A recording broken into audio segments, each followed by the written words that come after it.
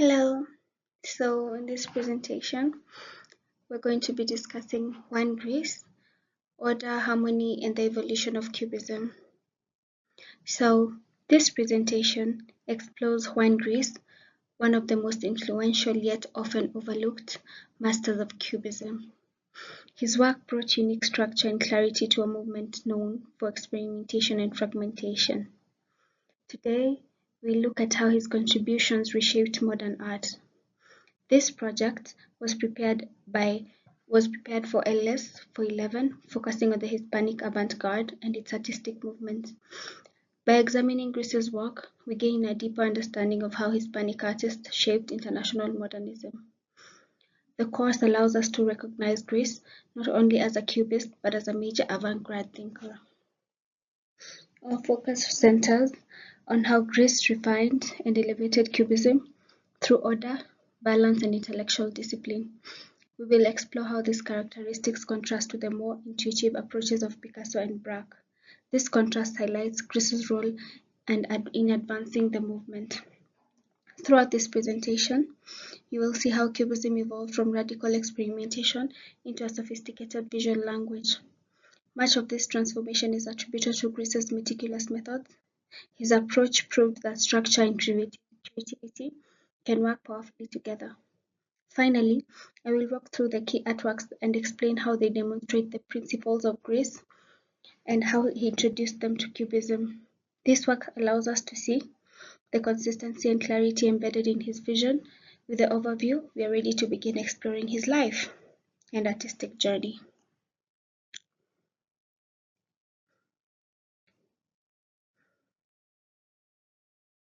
On slide 2, at the start of the 20th century, artists began rejecting traditional realism in favor of new expressive forms. This shift represented a broader cultural transformation where modernity questioned long-established visual norms. These changes created space for revolutionary movements like Cubism to emerge. Cubism challenged the idea that art should represent reality from a single viewpoint. Instead, it fragmented objects into multiple perspectives to reveal deeper truths about form and perception. This approach symbolized a radical break from early artistic conventions. Artists such as Picasso and Braque pioneered this new language, which emphasized deconstruction and analysis. Their early works focused heavily on breaking down the shapes into overlapping planes. This analytical form became known as the first stage of Cubism. It is within this context that Juan Gris entered the movement. Unlike his peers, he believed that Cubism could be clearer, more structured, and more harmonious. His work helped balance the movement's experimental chaos with intellectual order. Gris's contribution set him apart as both a practitioner and a theorist of Cubism. His influence helped the movement mature into a complete visual system rather than a temporary artistic trend.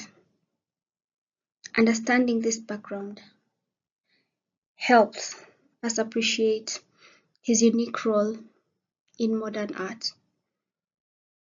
He really helps to improve modern art. On the context of early life and influences, Juan Gris was born in Madrid in 1887 under the name Juan José Victoriano González Pérez. His early exposure to Spanish culture and his education contributed to his methodical approach to art. This foundation shaped his artistic identity long before he became a painter. Before becoming an artist, Gris studied engineering, which trained him in precision and structure. This technical background later distinguished his paintings, giving them an architectural quality. His engineering mindset became one of the greatest artistic strengths. In 1906, he moved to Paris, joining the vibrant Montmartre community known for artistic rebellion. Here, he encountered many avant-garde thinkers who were questioning artistic norms. This environment gave Greece the freedom and inspiration to explore new ideas. Among the innovators he observed were Picasso, Apollinaire, and Matisse, figures who deeply influenced modern art. Their bold experimentation allowed Greece to envision how he might reshape Cubism in his own way. This connection strengthened his confidence as an emerging modernist.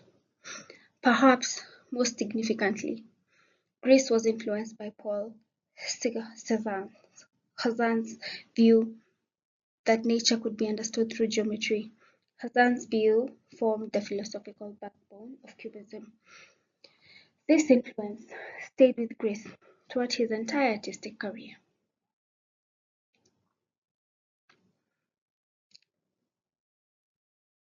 In slide 4, we have the key turning points, and Greece became fully involved in the Cubist movement around 1911.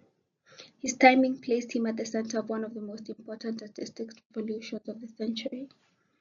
This period marked the beginning of his mature artistic voice. He developed close relationships with Picasso and Braque, learning from their experiments while also distinguishing himself.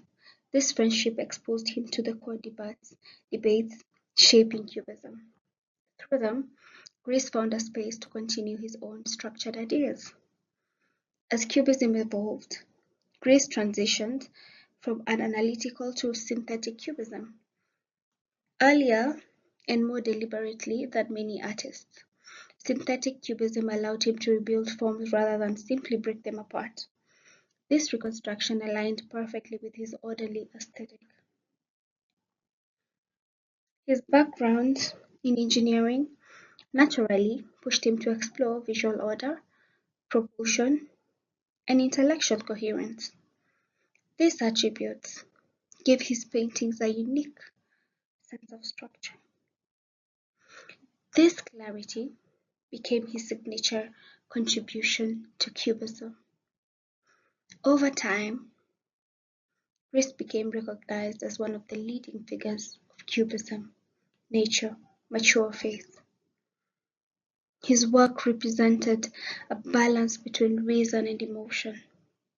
This balance continues to distinguish him from other Cubist artists in so many ways.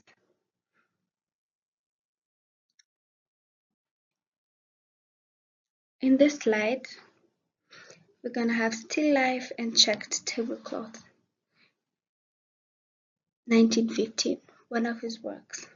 Okay, so this piece, uses rich geometric planes in vivid reds, greens, and whites to create a vibrant rhythm.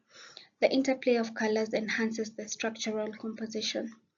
It shows how Greece harmonized the color and geometry in a unified design. The objects, bottles, fruit, and musical instruments are carefully arranged in an architectural manner. The placement reflects Greece's beliefs that every part of a painting should serve a calculated purpose. This approach underscores his disciplined artistic method. Unlike the emotional intensity found in Picasso's work, Greece's composition feels calm and balanced. He builds his order into every element, creating a sense of stability. This stability gives the painting its enduring sophistication. The checked tablecloth itself becomes a grid of intersecting planes. It acts as a foundation that anchors the entire composition. This device shows how Greece used everyday objects to explore abstract ideas. The painting demonstrates how Greece refined Cubism into an art of controlled harmony. It's a prime example of how reason and structure can still produce expressive beauty. This piece remains as one of the most celebrated works of Greece and his best works because it showed how harmonious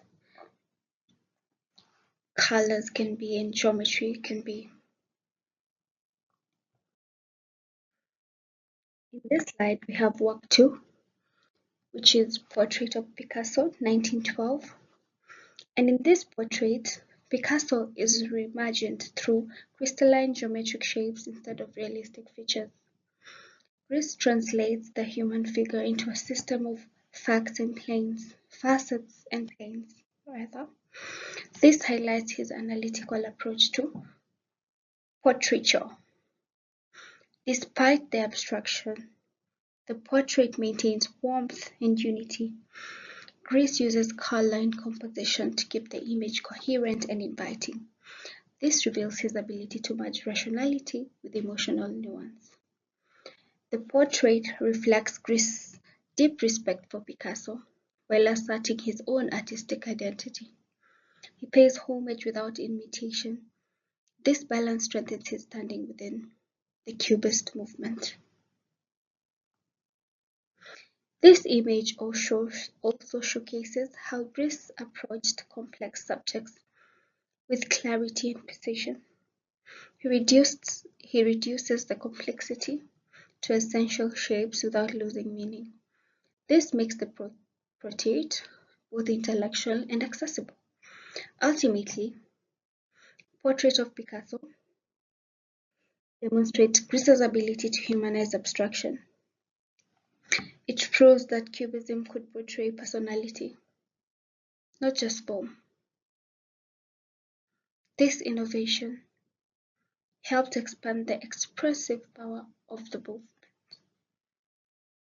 So this is all for this um, second work, which is Portrait of Picasso. We're gonna move forward and go to work 3, which is The Breakfast, 1915. This work incorporates collage-like elements such as newspaper, print, wood grain, and lettering.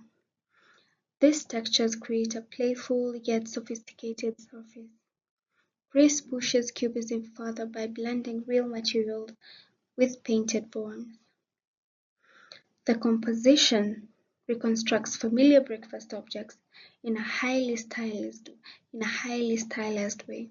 Instead of analyzing them into fragments, Grace rebuilds them thoughtfully.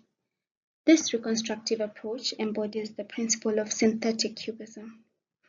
By using everyday items, Grace demonstrates how modern life can be transformed into high art.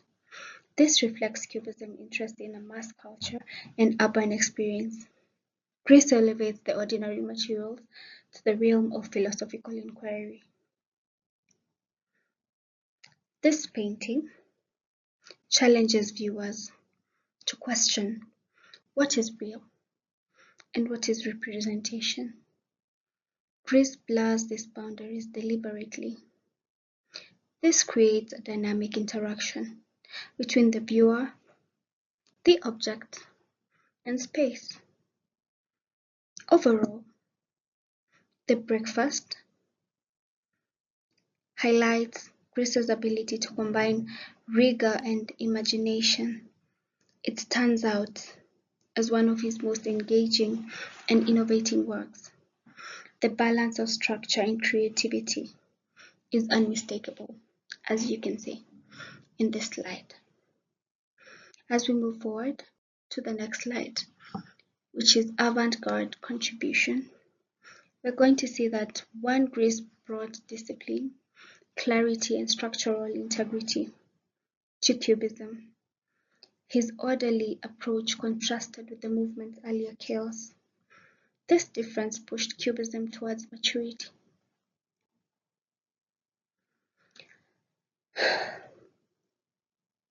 He conceptualized the artist as an architect who constructs an image through carefully planning. This idea reshaped how Cubism was practiced and understood, also solidified the movement's theoretical foundation. Grace contributed not only through the painting, but also through writing and theorizing. His reflection helped define Cubism as a system rather than a style. This intellectual role broadened his influence immensely. His ideas directly influenced future movements, such as Purism and Bauhaus. These movements adopted his beliefs in proportion, harmony, and design. Greece's impact therefore extended beyond painting. He also did writing, which people followed.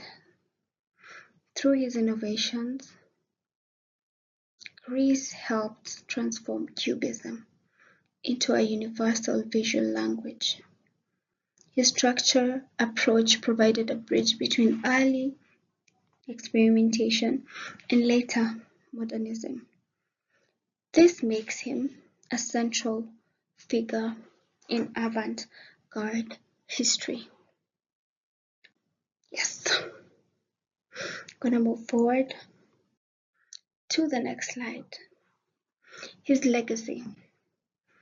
Greece shaped the transition of Cubism into a more systematic and refined movement. His emphasis on clarity changed the direction of modern art. This contributed to Cubism's lasting relevance.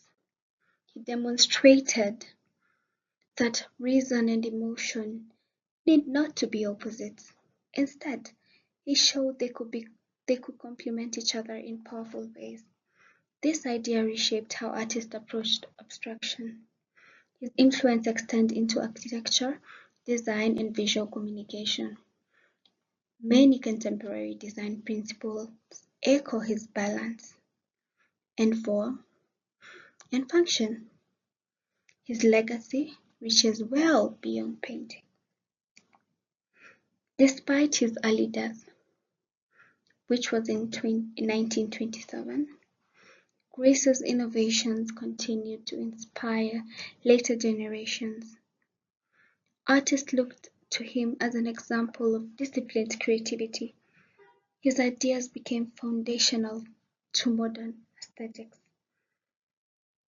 Today, you ask, he remains an essential figure in art history, and his works continue to be studied for their harmony and structural elegance. This lasting appreciation highlights the timelessness of his contributions towards modern art, which show that there can truly be perfect harmony. So this is his legacy, and in the next slide we'll move on to the last bit. We will go to the conclusion, and in this slide we're going to see that one Greece transformed Cubism into a refined and coherent system of visual communication. His approach strengthened the movement intellectually and artistically. This achievement solidified his role as a major modernist. He proved that clarity and imagination can coexist without diminishing each other. In his art, order becomes expressive rather than restrictive. This balance is what makes his work truly pioneering. Greece demonstrated that abstraction could reveal just as much emotional depth as realism. His methodological approach gave structure to ideas that might have otherwise felt chaotic. This deepened the philosophical direction of modern art. His influence continues to inform how artists and designers think about composition. The integration of geometry, balance, and intention remains central to creative practice today. Greece's ideas are still shaping visual culture. In closing, Juan Gris leaves us with a vision of art where intellect and emotion work together. His work encourages us to see beauty, not only in passion but in clarity. This legacy ensures his place as one of the most significant voices of the avant-garde. As we have seen